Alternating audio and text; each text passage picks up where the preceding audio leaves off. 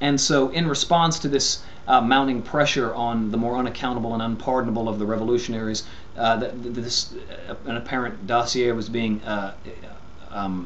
kept up by Robespierre and some of the people in his party against their own enemies, who they deemed unvirtuous and just committing actions unworthy of the revolutionaries.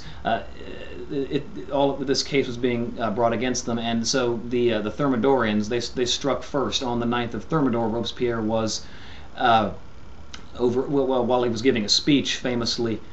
he was shouted down, and the next day there was a little back and forth. He was imprisoned and released because the people of Paris had such high esteem for him, they couldn't bear to imprison him. And he was simply released and taken to the essentially the city hall, where many of the representatives, such as the mayor, were on his side, and they were plotting with him to try to take back the convention from these usurpers. But of course they didn't succeed. They were caught. Robespierre was shot, and he was executed the next day. And as soon as he was executed, some of the most slanderous, disgusting, falsehoods were thrown against him. His character changed almost overnight from a controversial, stern, but undeniably virtuous and honest figure into a pure caricature, a monster, just a venomous demon behind all the wrongs and behind the entire terror, especially its worst parts, when he had virtually nothing to do with anything except the maintenance of government itself through the more necessary functions of the terror. And the very men who themselves had been responsible for the worst aspects of the revolution were the ones who took power, and many of them succeeded Robespierre in the next, after the convention was disbanded later that year. There was another period prior to Napoleon's ascendancy, and many of these men, such as Barras, who had been a famous embezzler and opportunist, took part in this new stage of the revolution, a much more corrupt, a much less egalitarian and left-leaning stage, in which the Constitution of 1793, it's been called the Jacobin Constitution, was being written and composed. Robespierre's colleague Saint-Just was on this committee to write the Constitution, and it was, for its time, the most awe-inspiring egalitarian display of humanity that had ever been put on a government document. It far surpassed the American Constitution in terms of its egalitarianism. It removed all property qualifications for voting. It was insistent upon the right of in addition to the right to own property, but also the right of sustenance and the right to work, and these sort of ideas, which we would consider very commonplace, were of course the most enlightened thinking at the time, and Robespierre and his faction were responsible in large part for this. And of course all of these ideals were repealed after his fall from power, which was essentially the true end of the revolution. You can compare the Constitution of 1793 to the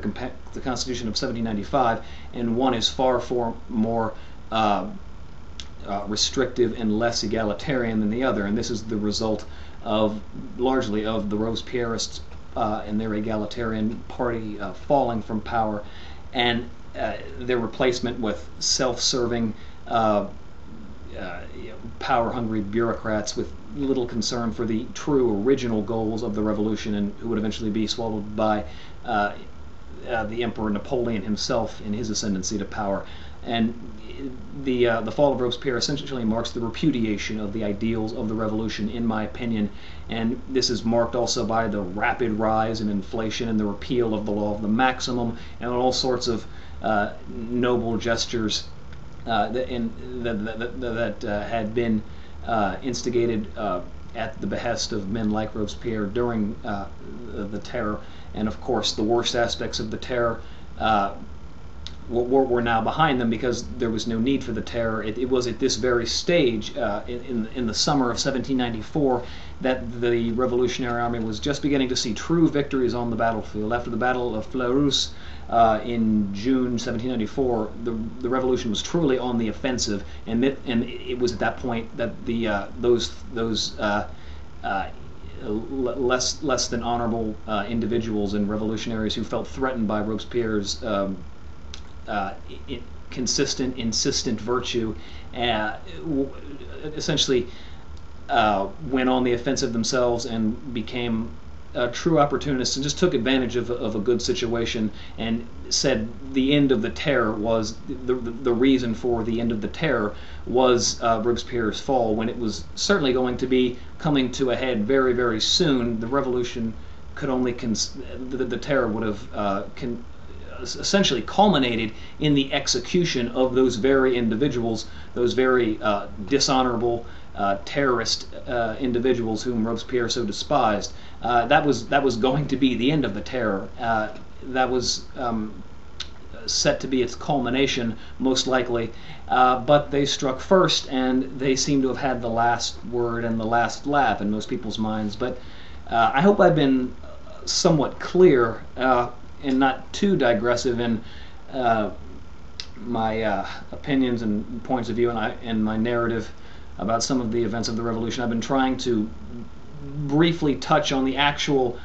linear occurrences of the revolution themselves, as well as provide the commentary on a few individuals, and some of that may have gotten lost. But I'll certainly, I think I'll provide some links to the constitutions of 1793 and 1795, as well as a few other incidents like the Revolutionary Tribunal and the war on the Vendée, and all sorts of delightful things like that. But I can only hope that this has been somewhat illuminating, and if you haven't changed your opinion, at least you may be you may for the first time understand that there are other opinions out there, and that they have some basis in fact, history, and scholarship, and not mere historical fiction.